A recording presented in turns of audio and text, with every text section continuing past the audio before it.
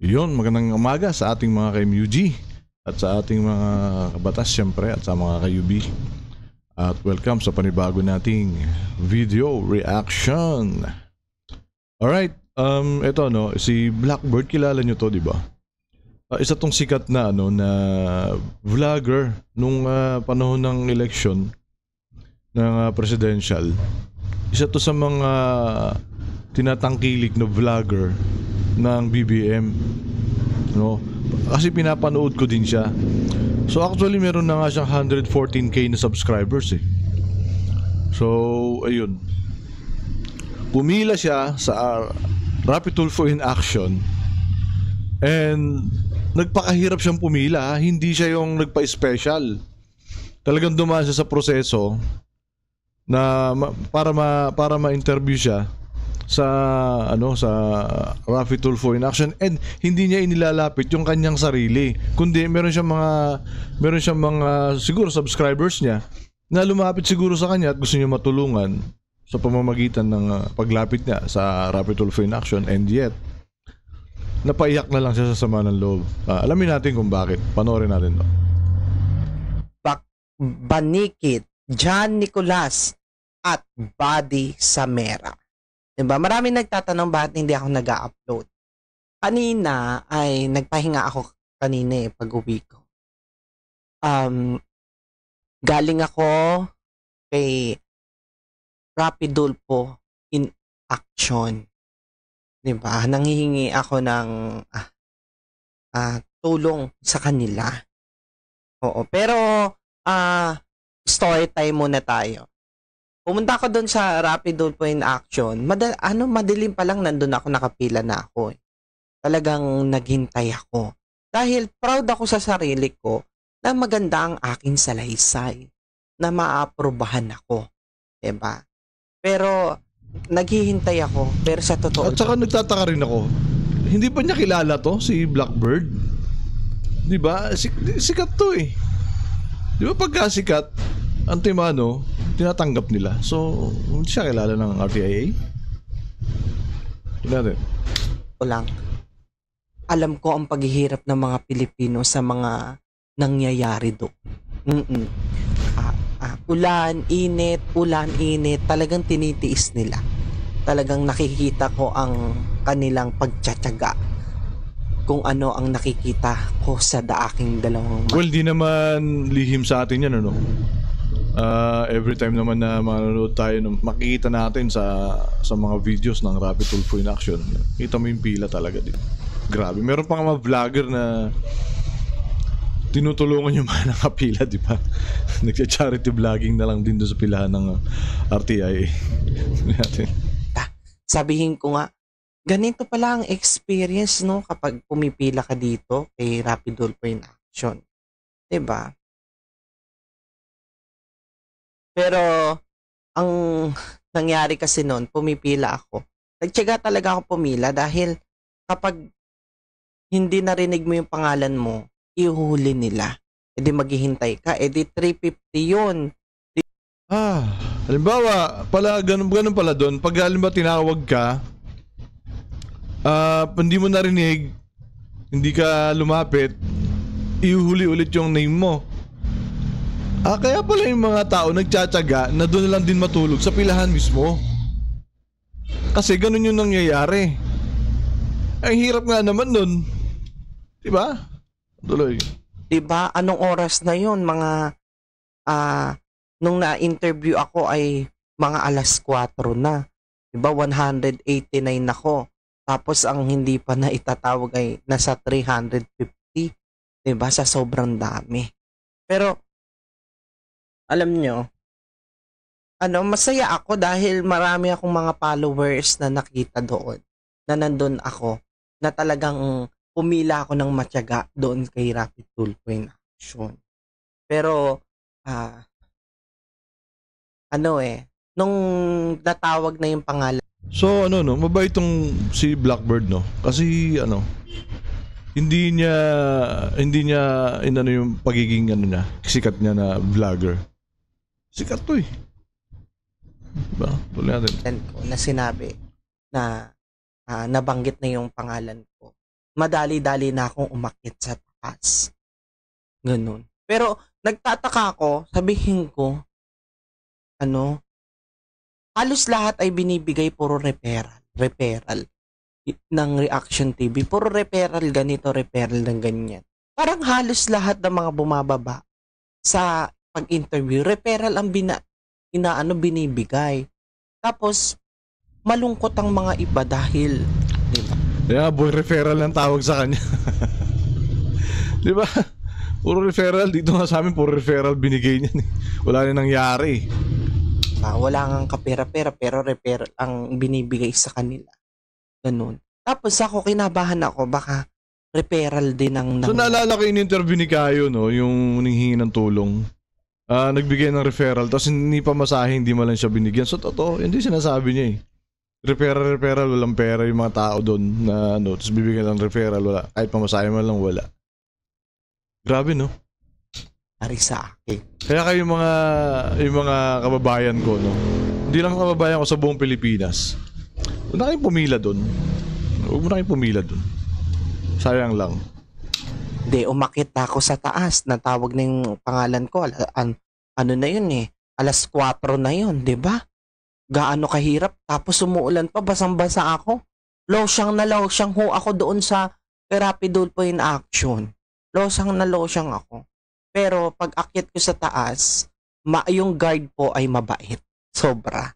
Talagang inuna niya ako at nilagay niya ako sa isang binibini na stop ni Rapidol po. Oo, nagtaka nga ako bakit ako inuna niya eh. Oo. Palagay ko kasi binasa niya yung salaysay ko sa papel. Talagang inuna niya ako. Nandun ako sa loob. Pinakita ko yung salaysay ko. Hindi ko nababasahin dito kung ano ang aking salaysay sa kanila. Confident ako sa salaysay ko na sabihin ko, ready ako on air. Maipakita lang on air ako kung ano ang kailangan kong tulong. Sabi ko. So meaning, hindi naman itong ganitong klase ng tao, hindi yan lalapit sa RTIA kung walang kwenta yung kanyang story. Anyway, halos lahat naman doon lumalapit doon. May katuturan naman yung inilalapit kasi para magpakahirap ang pumunta doon, magpakahirap pumila. Diba? Pero ang nakakapagtaka nga lang talaga is bakit yung mga walang kwentang kaso ang bilis nilang tanggapin? Ang bilis nilang i-accept. No? Well, magic word, viral. Siguro hindi viral yung kwento niya. Do kilala naman siyang vlogger.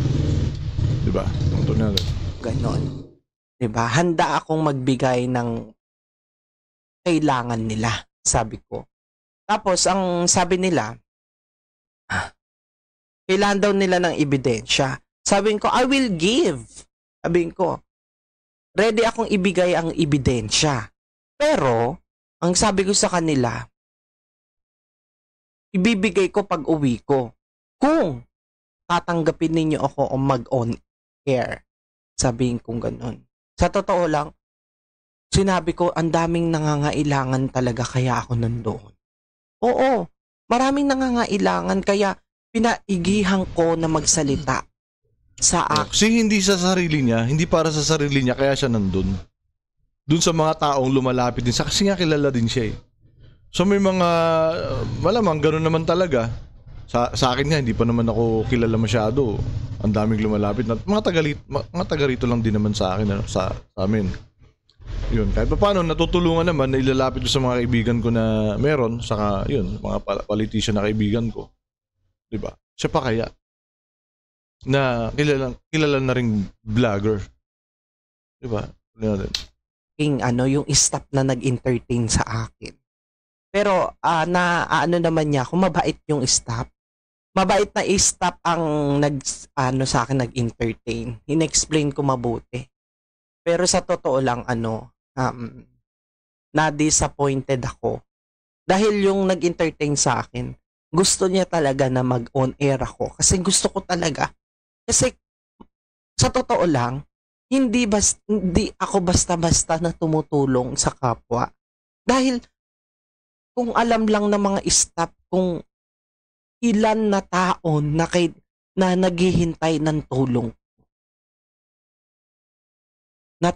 ko sa nangyayari sa aking salaysay. Yung staff na So tama. May lumalapit nga sa kanyang tulong, no? sa akin, talagang gusto niya akong tulungan. Gusto niya akong tulungan. Oo. Pero yung pinakamasakit, inexplain ko mabuti. Sabihin ko, I will give evidence. Oo. Malaman ko lang na na i-accept ninyo ako mag-on air. Pero kung ibibigay niyo sa akin referral na ganyan, may evidence nga ako tapos ibibigay niyo sa akin referral, ano mangyayari? Wala din kapag referral ang ibibigay ninyo sa akin. Sana dumirekta ka na lang sa PAW or, di ba? Marami naman pwedeng lapitan. Di ba? Meron naman sinabi si PAW chief na hindi nyo na kailangan ng referral, i-entertain namin kayo. Di ba? Kaya kayong mga Tulfo fanatics, no, pakinggan nyo to. Di ba? Hindi nyo ba nakikita? O mamaya ipapahapyawan natin yung sinabi ni PAW chief. Hindi niya kailangan ng referral. I-entertain namin kayo. So sana doon na lang siya lumapit. Hindi pa siya pipila. Diba? Hindi pa sana sumama loob niya. Sabihin kong gano'n. Tapos, nung yung babae tinanong kay Odette. Kay Odette yung problema ko. Hindi, sana kinausap ako ni Odette na inexplain ko sa kanya kung ano yung nasa loob ko. Kung ano ang gusto kong mangyari. Ganun. Yung salita ni Odette, binigyan ako ng referral. Oo.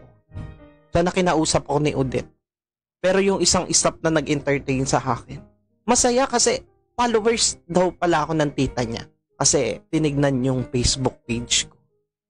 Sabihin ko, kailangan ko ng tulong. Yun, kilala siya nung nag-entertain sa kanya. Hindi niya na pinangalanan, di ba, kilala siya. Kaya lang siguro si Rapi Tulfo hindi kilala to. At saka ni Odette. Kasi sa ating kababayan, maraming matutulungan. Kaya gusto ko mag-on air. Pero naiyak ako. Sa totoo lang, naiyak ako na disappointed ako na binigay sa aking referral. Confident naman ako sa sinabi ko na kailangan ko mag-on air at kailangan ko ng tulong. Disappointed. Kung alam niyo lang kung gaano disappointed. Tapos, yung staff na gustong-gusto na tulungan ako. Ang sabi niya, ma'am, referral. Sabihin ko, tulungan niyo ako. Sabi ko gano'n. Tapos sumusunod sila kay Odette. Binigay sa akin referral. Sabi ko, maipapasa ko naman yung evidence lahat Sabi ko gano'n. Kaya naiiyak siya kasi siguro talagang naranasan niya yung hirap ng pila. Diba? Para maging emotional ka na ganyan. Yung pumila ka ng matagal, nagtiyaga ka, diba? Tapos referral ibibigay sa'yo. Tapos siyempre, eto opinion ko lang naman.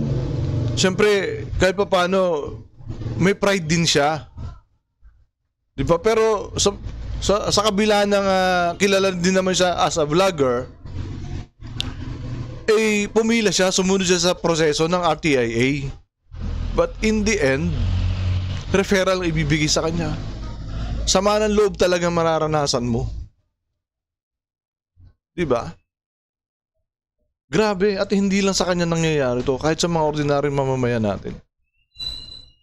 Ang dami ng reklamo na ganyan sa RTIA, di ba? Sana nga mapanood to ng lahat ng mga Pilipino. No? Kaya lang ako pumunta dito para ma-assure ko na ako yung mapipili ninyo.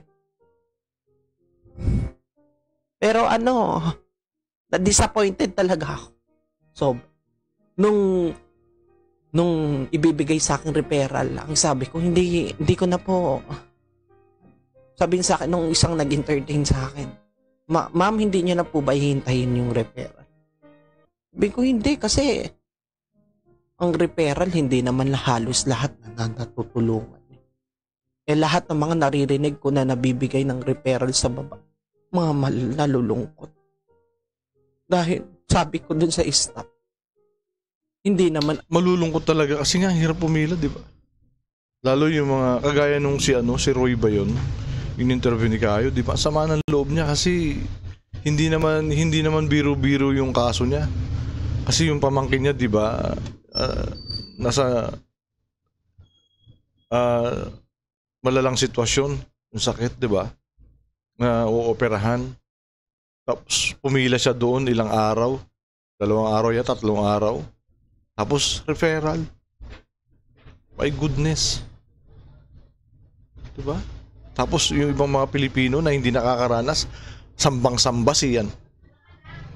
Si Rapi Tulfo. Diba? Dahil akala nila yung nakikita nila sa TV, lahat yung nai-entertain. Lahat yung natutulungan. Pero hindi nila alam, pinipili lang talaga yung tinutulungan. Kung ano lang yung viral. Anak ng putatse. Diba? Mag-isip-isip naman kayo mga Tulfonatics. Huwag na, alisin na natin sa isip niyo at least nakakatulong. Diba? Magsuri naman kayo. Agaran na mangyayari kapag nag-repair kayo ng isang any problema. Hindi naman agaran talaga na masolusyonan. Ay, yung masasabi ko talagang gumuho ang mundo ko. Bumaba ako sa office, lumabas ako sa office nila. Gumuho ang mundo ko, inisip ko. Kung maraming umaasa sa akin, kailangan ng tulong sa akin. Kaya ako ginagawa ito. Sabi ko, Diyos ko, kung alam lang nila kung maraming mga taong gustong umaasa sa akin, sobrang dami. Grabe, nararamdaman ko yung lungkot niya, yung sama ng loob niya. Diba? Para maiyak ka ng ganyan sa sama ng loob, diba? Kasi ang hirap ng dinanas nga naman niya. Inisip ko, ano ang pangalawang step ko, diba? Tapos hindi naman para sa kanya nilalapit niya, diba? Para sa mga taong humihingi rin ng tulong sa kanya. Siguro nakita niya yung hirap din ng mga lumalapit sa kanya. Siyempre wala naman siya kakayahan. Hindi naman siguro ganun kalaki kinikita niya sa YouTube. Diba? Hindi naman siya nagmi-million ng views eh. Inisip ko talaga yung sabihin ko, kaya ako nag-try hirapin po in action para masolusyon. Hindi na lang para sa akin, para sa mga tao. Kaya ako nagtsatsagang pumila. Inisip ko rin yung mga taong pumila dahil naiisip ko ang tiyaga din naman ng mga tao. Minsan naiisip ko yung yung mga tao din nagtsatsaga. Umuulan yun. Tapos umaaraw, umuulan. Talaga nagtsatsaga silang pumila. Doon mo makikita yung pagtsatsaga ng tao. Pero yung sabi sa akin, ma'am, hintay nyo. Hindi ko na hinintay yung referral. Sabihin ko, inisip ko na agad yung mga maraming taong matutulungan. Tama naman, ba't pa niya hihintayin yung referral? Wala rin naman. Useless. Hindi rin naman ina-accept. Diba? Ilan na ba yung binigyan na referral sa DSWD? Hindi naman kailangan ng DSWD yung referral. Diba? Rapi Tulfo. My goodness. Masyado kang payabang palagi.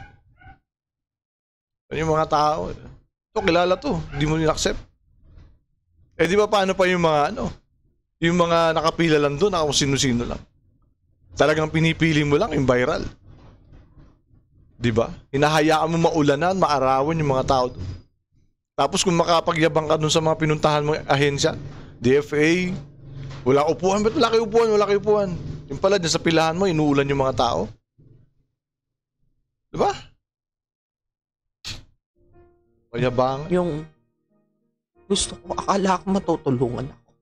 Referral din pala ibibigay sa akin. Gusto kong tulungan ng isang staff talagang pinipilit na tulungan ako. Pero nakikinig kay Odette. Sana nilabas ako ni Odette para So si Odette pala nagde-decide. Si Odette ang nagde-decide kung papa-interview ka or hindi, on air ka or hindi. Diba? So pinipili ni Odette yung mag-viral kasi siguro yun ang utos din ni Rapi Tulfo. Of course. 'Di ba? Hindi dito ang RTIA, hindi ito yung programa na talagang tutulungan yung hirap na hirap. Kasi maraming hirap na pumipila diyan. Yung hirap na hirap sa buhay. Like kaya si Kuya, 'di ba? Hirap na hirap. Tinulungan? Hindi, referral. So hindi talaga sila yung purely hindi talaga sila yung purely na tumutulong sa hirap na hirap sa buhay. Ang tinutulungan lang talaga nila yung nagva-viral. Kagaya ng kabitan, di ba? Away mag-asawa, away pamilya, parang yung face-to-face, ganun din. Di ba? Yung kahit nga hindi lumapit sa kanila, basta viral eh. Pinapakialaman nila eh, pinapasok nila eh. Kakatwiran nila, media sila. What the heck? Opinion ko ay marinig niya. Disappointed ako sobrang kay Rapid Dolphy in Action. Hindi talagang, Diyos ko, madilim pa lang nandun na ako. Madilim pa lang, pumila na ako. Kahit mayroong sumisiksik sa akin, okay lang. Pilipino eh, nangangailangan eh. Okay lang. Basta maabot ko yung aking salaysay sa kanila. Pero nung umalis na ako noon, nakataxi, nakatulala ako. Ganun lang sa aking referral. Tama naman yung sinabi ko sa staff. Di naman agaran matutulungan. Umiiyak nga ako sa bus eh. Umiiyak ako sa bus. Nakaka-disappointed so. Na-disappointed ako.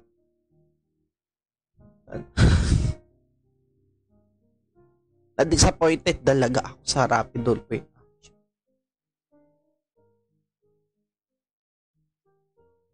Ako first time kong pumila, nagtiyaga.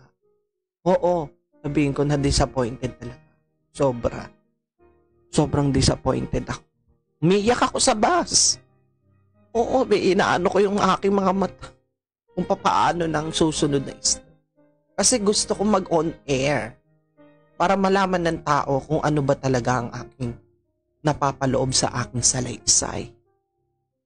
Kaya ngayon, nag-iisip ako anong next ano. Kakalimutan ko na yung Rapid Dolphy in Action. Wala rin. Hindi rin naman ako matutulong.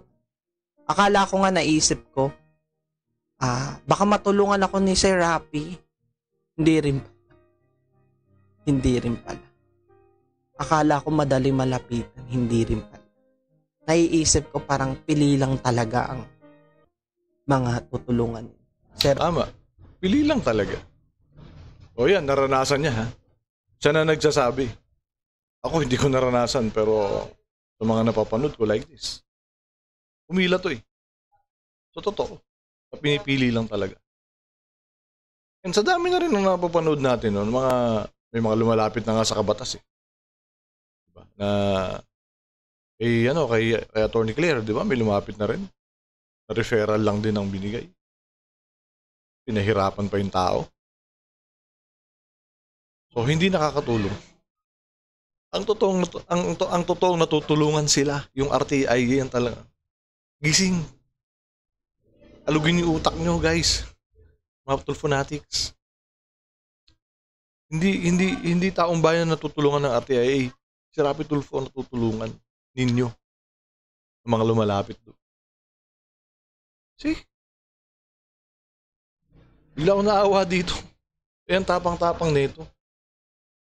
Pagka ito ay bumabanat sa mga bumabati ko sa BBM. Rapi, sabi ko nga, matutulungan ninyo mga Pilipino kung alam mo lang talaga ang buong salaysay. Maaawa ka sa kanila. Ang mga staff, yung mga nag-entertain sa akin, yung magandang babae, maraming salamat. Sobrang bait mo. Naiintindihan mo yung mga sinasabi ko. Ikaw lang yung nakakaintindi. Sobrang bait mo. Na gusto mo akong tulungan, pero wala kang magagawa. Dahil nakikinig ka kay Odette. Umuhod talaga yung mundo ko. Eh, siyempre, boss yun eh. Diba? Si Odette ang boss dyan eh. Bago si Rapi Tulfo, diba? Si Odette muna. Dadaan ka muna kay Odette. Yan, susundin nila. Grabe. Umuho ang mundo ko. Nung binigay sa akin ng pera, naisip ko yung mga taong naghihintay sa akin. Grabe. Para talagang gumuho ang mundo ko. Hindi na lang para sa akin tulong na yun eh. Para sa Pilipino. Talagang na-disappointed ako sa ginawa ninyo. Na-disappointed ako. Kung napakinggan lang ni Odette yung salaysay ko, kailangan ko. Pero, bibagay niyo sa akin na pera. So, Odette, wala rin kwenta eh, no? Manang-mana rin sa amo niyang mayabang eh. Ba? Totoo naman eh. Walang kwenta. Imagine. Umila yung tao. Kahit medyo kilala tong tao na to. Sikat din na vlogger. Ganyan ang ginawa nyo. Di ba? Alam niyo naman, pero di naman agad-agad natutulungan eh. At saka walang kwenta yung referral. Napatunayan na yan. Yung referral na yan, pang ano na lang yan, parang pampalubag loob na lang nila yan ng RTIA. Pero alam naman nilang hindi makakatulong yung referral na yan. Di ba? Na-disappointed talaga ako. Pero maraming salamat sa isang staff na gusto talaga akong tulungan.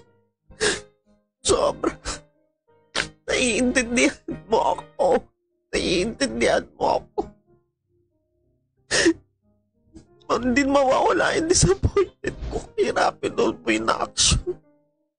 Na-disappointed talaga ako.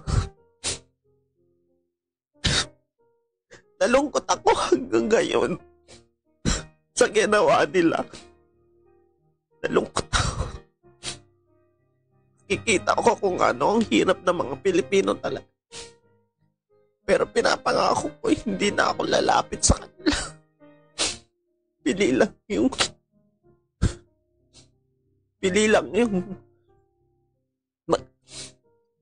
gusto nila. Naaawa din ako sa mga Pilipino. Oo, alam ko na hindi lahat matutulong. Pero yung sa akin, deserve na dapat talagang tulungan. At ma-actionan. Na-disappointed talaga ako sobra. Hanggang ngayon.